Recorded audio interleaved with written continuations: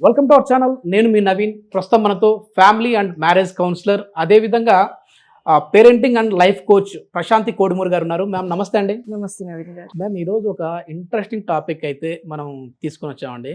So ఏంటంటే extra marital affairs. So ఇది అక్రమ సంబంధాలు అని చెప్పేసి ఒకప్పుడు అనేవారు, కానీ దాన్ని కూడా ఇప్పుడు లీగల్ చేసేసామని చెప్పేసి అంటా ఉన్నారు. సో వైవాహికేతర సంబంధం ఇవి ఎందుకు పెరిగిపోతూ ఉన్నాయి? అదేవిధంగా అది భార్య కావచ్చు, భర్త కావచ్చు, అంటే వేరే వాళ్ళకి వీళ్ళు అట్రాక్ట్ అవుతా ఉన్నారు అని తెలిసే సిగ్నల్స్ ఏమైనా ఉన్నాయండి? ఆ సంకేతాలు ఏమైనా?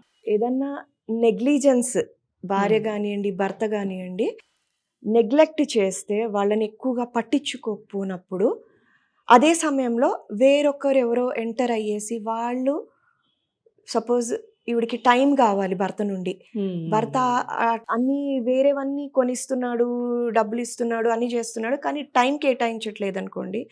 అదే సమయంలో ఇంకొకరు వచ్చి ఆవిడకి కావాల్సిన టైం ఇస్తున్నారనుకోండి, ఆమె అక్కడికి అట్రాక్ట్ అయ్యే ఛాన్స్ ఉంది. Same applies to males also. మగవారు కూడా భార్య ఏదైతే ఈయన కోరుకునేది అందివ్వలేనప్పుడు, అది నెగ్లెక్ట్, అందివ్వలేనంటూ ఉండదు, నెగ్లెక్ట్ చేసినప్పుడు, అదే సమయంలో వేరొకరు అది వాళ్ళకి వేరే సోర్స్ నుండి దొరికినప్పుడు వాళ్ళు అటువైపు అట్రాక్ట్ అయ్యే ఛాన్సెస్ ఉన్నాయి. దీనికి సొల్యూషన్ ఏంటి? సో అదే ఇప్పుడు నేను ఇంతకు ముందు చెప్పాను కదా, లవ్ లాంగ్వేజెస్ అని. సో ఫస్ట్ ఆఫ్ ఆల్ నా లవ్ లాంగ్వేజ్ ఏంటి? 5 లవ్ లాంగ్వేజెస్ ఉంటాయి. Act of service, words of appreciation అని, టైం అనేసి, ఇట్లా 5 ఉంటాయి. సో అందులో నా లవ్ లాంగ్వేజ్ ఏంటి? కొందరికి గిఫ్ట్స్ ఇష్టము. ఇప్పుడు చిన్నదో పెద్దదో ఏదో గిఫ్ట్ ఇవ్వాలి పార్ట్నర్ అని కోరుకుంటారు. అట్లా ఆ లవ్ లాంగ్వేజ్ ఏంటి, నా లవ్ లాంగ్వేజ్ ఏంటి నాకు అవగాహన ఉండాలి. అలాగే ఎదుటి నా పార్ట్నర్ లవ్ లాంగ్వేజ్ ఏంటో నాకు తెలిసి ఉండాలి. సో ఆ విధంగా మనం వాళ్ళని కేటర్ చేయాలి. ఇంకా సపోజ్ ఇది ఏది కూడా మనం ఓపెన్ గా మాట్లాడుకోవాల్సిన అవసరం ఉంది. ఇప్పుడు నా లవ్ లాంగ్వేజ్ ఇది, తను ఇవ్వట్లేదు, నేను చెప్పాలి. కొన్నిసార్లు వాళ్ళకి అవగాహన ఉండదు. కొంతమంది పొగడతలు ఇష్టపడతా, నాకు పొగడతలు ఇష్టం అనుకోండి, తనేమో నాకు తన గిఫ్ట్స్ ఇవ్వడం ఇష్టము, అలా అని తను గిఫ్ట్స్ తెచ్చి ఇస్తుంటాడు, నాకు గిఫ్ట్ లో ఇంట్రెస్ట్ లేదు, నాకు పొగడతలు ఇష్టం అనుకోండి, అప్పుడు నేను చెప్పాలి తనకి, నాకు నువ్వు పొగుడుతూ ఉండాలి, అప్పుడు తనకు అర్థమవుతుంది. వాళ్ళకి అవేర్నెస్ ఉండదు. సో ఫస్ట్ ఆఫ్ ఆల్ ఈ లవ్ లాంగ్వేజ్ అనేసి ఇది తెలుసుకోవాలి, మనదేంటో పార్ట్నర్దేంటో, ఇంకా మ్యూచువల్ గా డిస్కస్ చేయాలి. ఇది ఎలా ఇచ్చిపుచ్చుకోవాలి అనేది ఆ క్లారిటీ ఉంటే చాలా మటుకు ఇలాంటి ప్రాబ్లమ్స్ ఉండవండి. ఈ లవ్ లాంగ్వేజ్ టాపిక్ కూడా ఒకసారి డిస్కస్ చేద్దాం, చాలా ఇంట్రెస్టింగ్ గా ఉంది.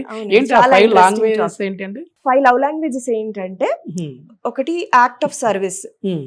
అంటే సపోజ్ నా భర్త చిన్న చిన్న కిచెన్ లో పని చేసిస్తుండడం, ఏదైనా అందివ్వడము అట్లా అని చేస్తే ఐ ఫీల్ గుడ్. సో అది యాక్ట్ ఆఫ్ సర్వీస్. అలాగే కొందరికి పొగడతలంటే ఇష్టం, పొగిడితే వాళ్ళు హ్యాపీగా ఉంటారు, అది ఒక లవ్ లాంగ్వేజ్. అలాగే టైం, కొందరికి టైం, ఎక్స్క్లూజివ్ గా టైం కేటాయించాలి. వాళ్ళకి గిఫ్ట్స్ వద్దు, పొగడతలు వద్దు, కానీ టైం కేటాయించాలి, మాట్లాడాలి, టైం స్పెండ్ చేయాలి. అలాగే ఇంకో లవ్ లాంగ్వేజ్ గిఫ్ట్స్ అండి. వాళ్ళకి ఏదో చిన్న పెద్ద గిఫ్ట్స్ కొనివ్వాలి. So they feel happy, they feel loved. Love language అంటే దే ఫీల్ లవ్డ్ అన్నమాట. తను నన్ను ప్రేమిస్తున్నాడు, తను నన్ను ప్రేమిస్తుంది అనేసి. లాస్ట్ వచ్చేసి ఫిజికల్ టచ్. వాళ్ళకి హగ్స్ ఇవ్వడము, ఇట్లా నెమరేయడము, చేతిలో చేతులు పెట్టి ఇట్లా కూర్చోవడము, అలాంటివి ఫిజికల్ టచ్ అనేది వాళ్ళకి ఇష్టపడతారు అనమాట. సో ఇవి 5 లవ్ లాంగ్వేజెస్.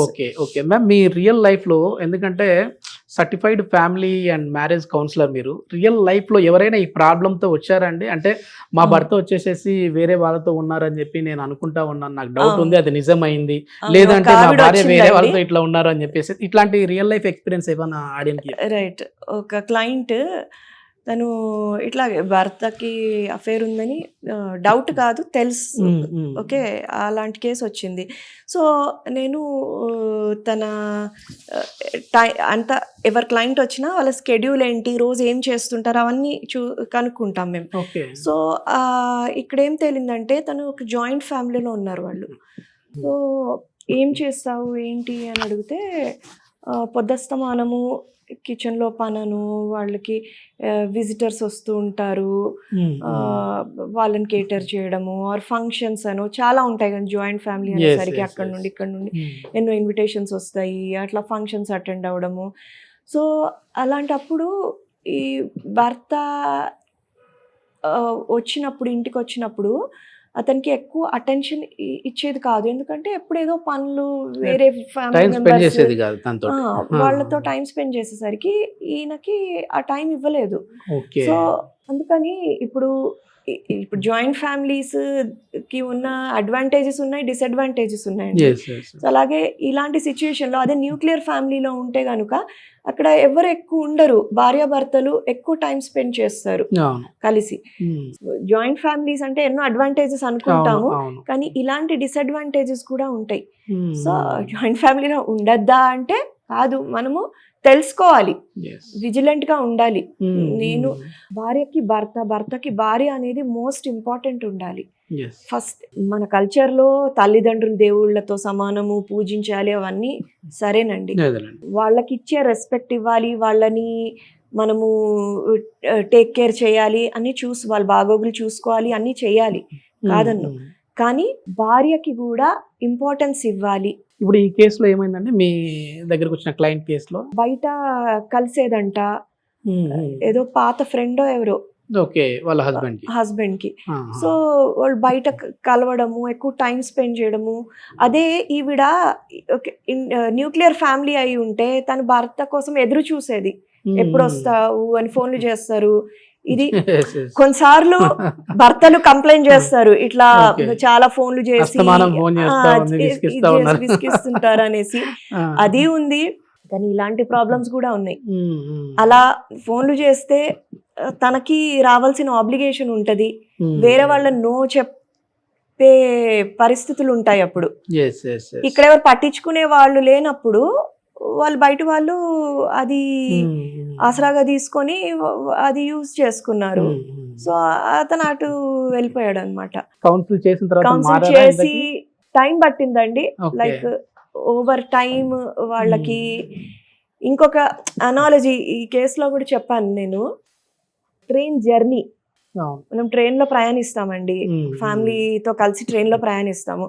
మనం ఈ స్టేషన్ నుండి ఈ స్టేషన్కి వెళ్ళాలి, ఆ లోపు మధ్యలో ఎన్నో స్టేషన్స్ వస్తాయి.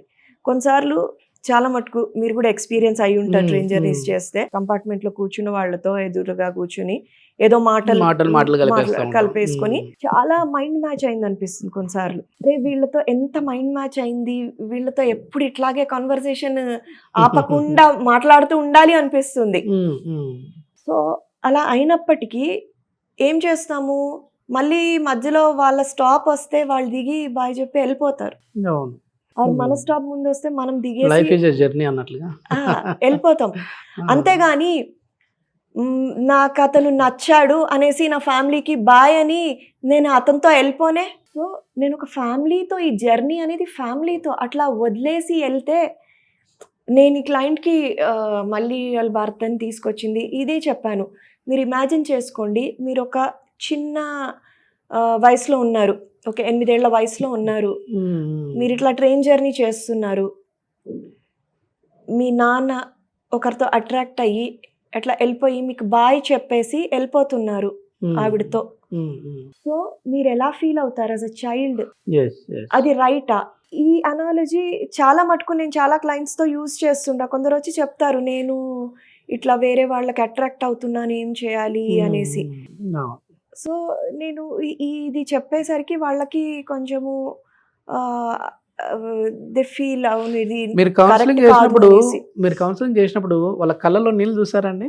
అంటే నేను చేస్తుంది తప్పు, నా ఫ్యామిలీని నేను ఇట్లా వదిలేస్తున్నాను అనే ఫీల్ లోకి ఏమైనా వెళ్ళారా? అవుతారండి చాలా మంది. అంటే మనకి ఫస్ట్ వాళ్ళని అర్థం చేసుకోవాలి. ఒక ఎక్స్ట్రా మ్యారిటల్ అఫేర్ అనగానే నీది తప్పు అని జడ్జి చేయడం కాకుండా, కౌన్సిలర్స్ ఎప్పుడు మాకు బేసిక్ ప్రిన్సిపల్స్ ఉంటాయి, నెవర్ జడ్జ్ అనేసి. ఓకే, ఒక మర్డరర్ కూడా కానివ్వండి, ఒక కౌన్సిలర్ సీట్లో కూర్చున్నప్పుడు we have to show empathy అంటారు. ఎంపతి అంటే get in to another persons shoes, అంటే వాళ్ళ ప్లేస్లోకి వెళ్ళి Yes, yes. వరల్డ్ని వాళ్ళ కళ్ళతో చూడడము. వాళ్ళు అలా చేశారంటే అది నా ప్రకారం తప్పు. కానీ ఎవరు తప్పు చేయరు. Yes. వాళ్ళకి ఆ సందర్భంలో that is the best they know. వాళ్ళు చేస్తున్నది సరైంది అనుకునే చేస్తారు ఎవరు కూడా. ఓకే.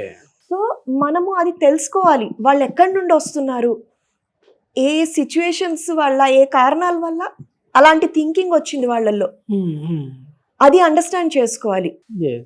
సో అక్కడి నుండి తీసుకెళ్తాం మేము. అట్లా ఇలాంటి అనాలజీస్ ఇచ్చుకుంటూ, స్టోరీస్ చెప్పుకుంటూ వాళ్ళని రియలైజ్ చేపిస్తాము.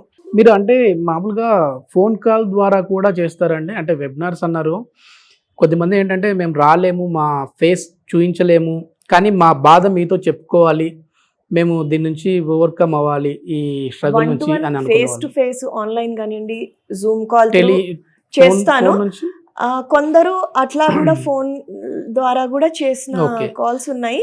ఓకే. కొన్ని అయితే చాలా లైక్ వాళ్ళ ఫోన్ కాల్లోనే వాళ్ళ డల్ వాయిస్ నుండి అట్లా మాట్లాడుతూ ఒక రీసెంట్గా ఒక 1.5 hour తను మాట్లాడుతూ ఉన్నాడు అనమాట. ఈ కేసు ఏంటంటే వాళ్ళ బ్రదర్ చనిపోయాడు సూసైడ్ చేసుకుని. సో ఇలాంటప్పుడు కొందరు ఫ్యామిలీ మెంబర్స్ ఆ గిల్ట్ని వాళ్ళ పైన వేసుకుంటారు. నా వల్ల ఇది జరుగుంటుంది, నేను ఇలా చేసుంటే బాగుండేది అనేసి దాంట్లో చాలా కుమిలిపోతుంటారు అనమాట. సో ఇతను వచ్చేసి అట్లా 1.5 hour తను చెప్తా ఉన్నాడు అనమాట. సో ఇలాంటి కేసు కదా అనేసి నేను కూడా ఏం ఇంటరప్ట్ అవ్వకుండా మాట్లాడుతున్నాను. సో లాస్ట్కి నేను ఒక గైడెడ్ మెడిటేషన్ తీసుకెళ్ళి తనకి ఇది చేయించాను. మెడిటేషన్ నుండి బయటికి వచ్చేసరికి ఆ వాయిస్లో షిఫ్ట్ చాలా అమేజింగ్. ఫేస్ టు ఫేస్ చూడకపోయినా ఆ వాయిస్ లో షిఫ్ట్ అయింది. హీ ఫెల్ట్ వెరీ గుడ్ అనమాట.